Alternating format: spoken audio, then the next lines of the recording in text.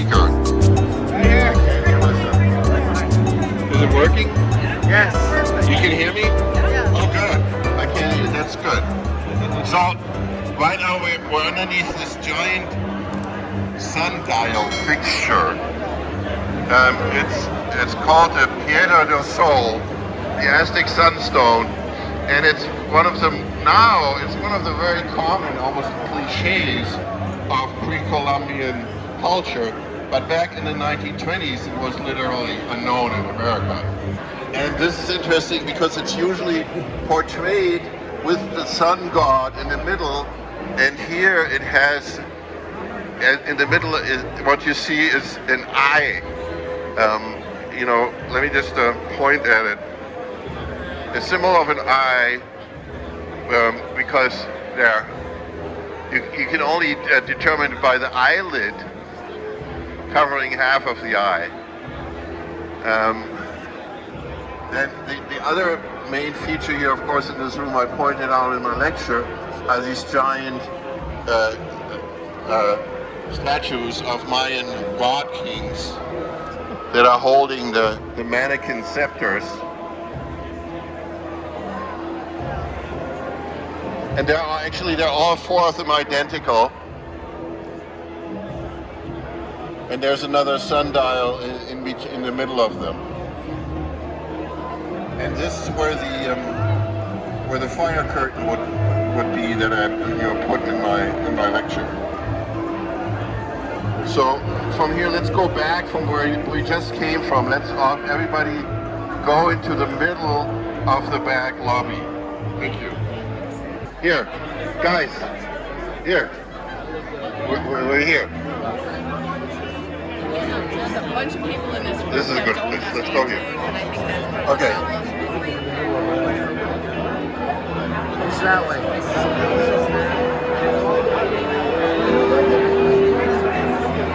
Okay. Just look at this incredible detail of the ceiling, also composed of Mayan glyphs. And if you remember the original Star Wars scene, cruising underneath the Star Destroyer as you walk along. It's sort of the Mayan version of the Star Wars Star Destroyer. So if you look at the walls here, the walls have that diamond pattern that I talked about from Uxmal, from the temples of Uxmal. So it's not just some abstract geometric pattern, it's actually based on temple walls. Okay, let's go in the lobby. Some of you can go through the middle door, I go through the side door.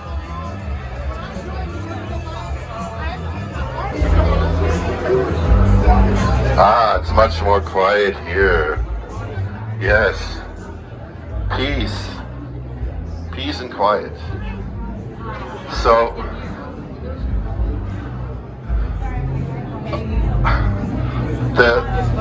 the feathered serpents that you saw in my photo are kind of covered up. They're right in flanking the two stairways. Here we go. Two here and two over there. Hey Tim. Okay, here we go. I'm gonna stay with you. Here you can see, thank you. These impressive Chichen Itza feathered serpents with the feather designs on the tails. And another great detail are these stencils that are on the ceiling, which Francisco Corneo insisted on having them all individually different. So he designed all these different stencils that are still there today. And of course, another version of the sundial, these amazing lighting fixtures. And then here we have the walls that are these little warriors from the Gate of the Sun in Bolivia that I pointed out. And these are the sculptural wall details. Then behind you, all the doorways have the same design. It's just amazing, the kind of, there's like, that's why I compared this to tiki culture. In the great tiki temples, there was no surface left unsculpted or unpainted. And let's see if we can go out into the box office. No, let's go through the middle here. You're trampling on beautiful detail. So we're standing on these incredible designs. If you look over there, there's an individual design on the floor. Same over there. If you turn your heads to the box office here, on the floor is an individual design of a priest. It looks like a guy sitting at a computer nowadays, but it's actually a priest in front of an altar. And another noteworthy thing is the shape of the interior of this. It's a so-called corbelled ceiling, which Mayan temples were built with. With all their technology, the Mayans did not understand the concept of the rounded arch. So the only load-bearing ceilings and roofs they could build were these kind of A-frames with a cut-off top, called the corbelled ceiling or design. And inside of these little nooks here that are lit red, all those paintings are done by Francisco Cornejo of different, deities and god kings, and they're still beautiful shape, most of them. The lighting fixtures, also designed by Cornejo, consist of two serpent heads with the tongues dangling from their mouths.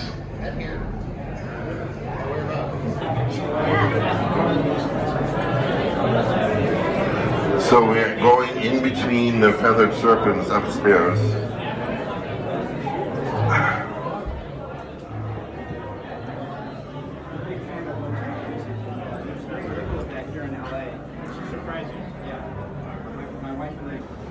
Are basically copies, are supposed to represent Aztec temple stones. So here we have several. This is lined with beautiful murals from different Aztec and Mayan codices. The codices were the books of the Mayans, of which, fortunately, a few survived the burning and destruction by the Spanish priests. And also very noteworthy are these beautiful sconces, because their headdresses are clearly based on Mayan warriors, but the faces are kind of, modern or 1920s interpretation of natives. They're not Mayan in design very much. Everybody step back from these stairs so we can appreciate them. They just have been, the designs have been repainted. They were very faded. I don't know if I preferred them in the original form, but these are paintings by Cornejo.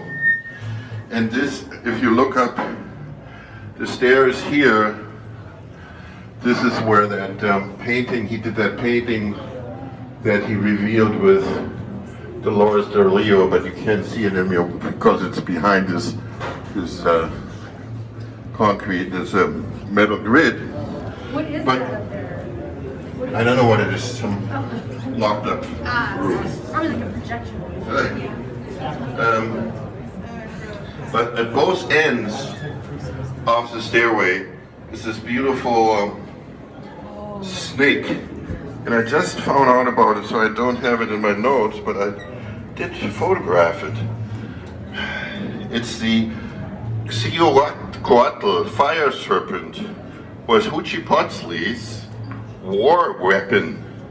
It was used to kill his brothers and sisters. Nice.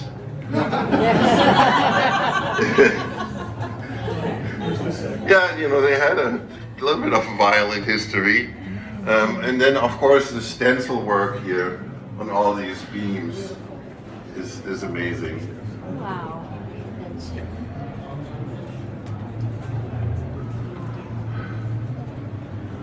Okay, now one more flight upstairs, left and right, and we meet in the middle of the balcony.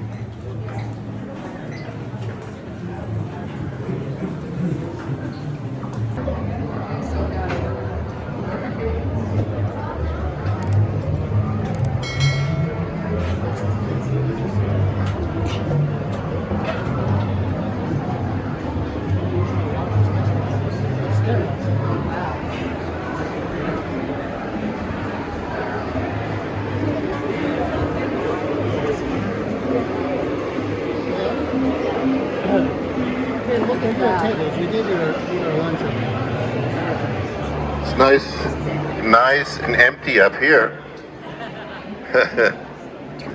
So this allows us a really nice close look of the sundial and how three-dimensional it was. There's more paintings by Conejo. In those triangles, you barely can make them out though. There's more Aztec ancestors portrayed there.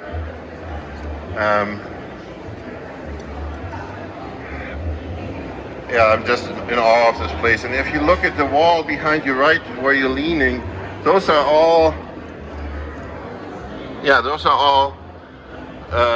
murals by Conejo. If somebody maybe turns on a light, yeah. Look at that, it's the whole length of the wall that's covered by this procession from the codexes. The same goes for up by the projection booth. More illustrations from the Mayan codices.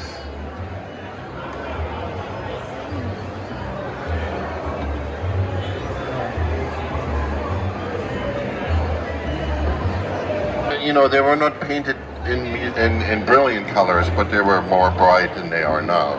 But it's still amazing that the paintings are still there. There's another sundial over the center of the stage. In between the statues, I pointed that out already.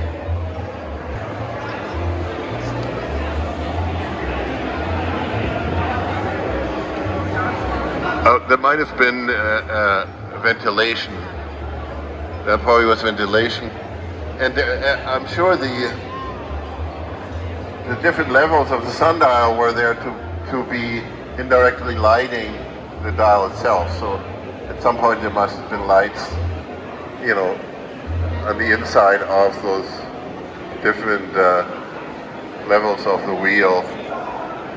Now there's a lot of disco lighting up there, so this is actually a better way to appreciate this place than when it's a Mexican nightclub and totally lit in all rainbow colors as a Mexican, you know, nightclub. It sort of washes away the detail. So here's a really good vantage point to appreciate the way the stones are set back into the wall, you know, that's mimicking Mayan temple stones. It's not so much about acoustics, but also, you know, just to show the different setting of stones in Mayan temples. Any questions? So I know you said this already, but the colors were bright originally. They were bright, but not, you can't, they were not bright. People were smoking. Yes, Yeah. you know, they've faded since. And especially here on the ceiling, you barely can make out the painted ancestors that Conejo did. And also in the sundial here, look at this. All these are his paintings of scenes, and they have faded considerably.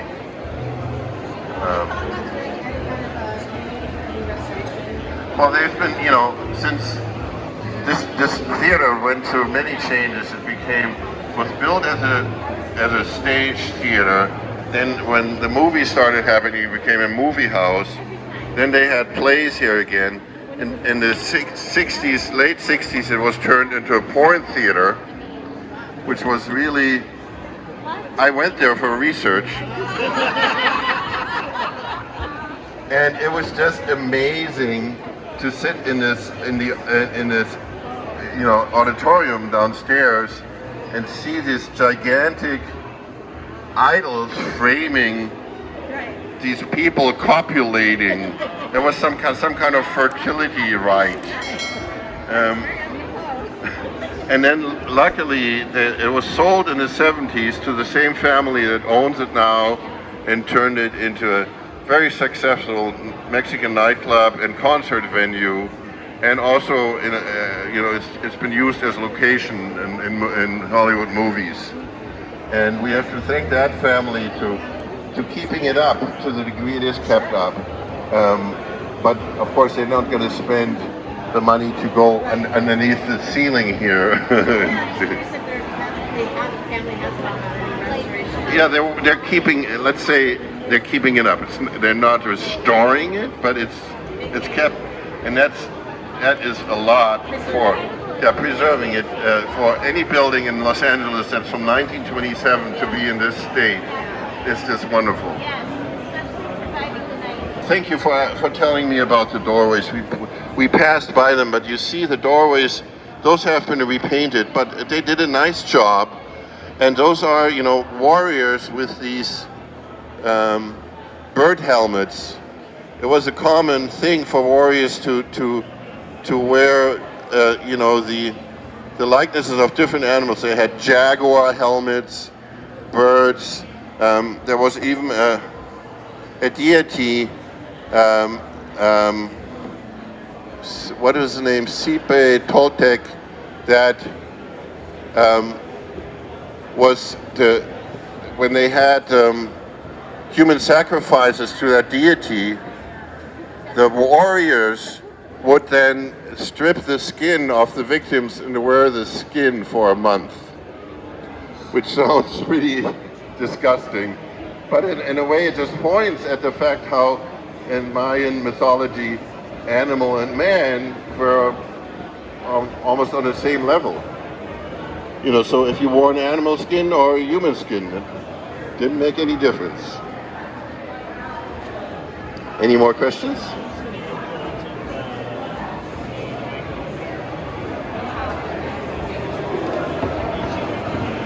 Yeah, no, none. Oh, I forgot one thing in the mezzanine. Okay, let's go down to the mezzanine. There's this little man. I don't know if you noticed it. It's holding up the drinking basin, a little statue, and he was based on Atlantean figures discovered by Augustus Le Plongeon, one of the earliest Mayan explorers. And in early Mayan, you were asking me about if these are planes. In early Mayan research, it already began with this kind of New Age idea of Atlantis. That's why they're called Atlantean figures. And Auguste Le Plongeon was a Freemason, and so he injected all this theories into Mayan research with being reborn, and he believed that his wife was a Mayan princess and they lived among the ruins. To me, that's all just an example of how obsessed people got with this culture when they really got into it. And this obsession was what created the Mayan revival style in the 1920s, which unfortunately was very short-lived. All right. Thank you, everybody. That concludes the tour.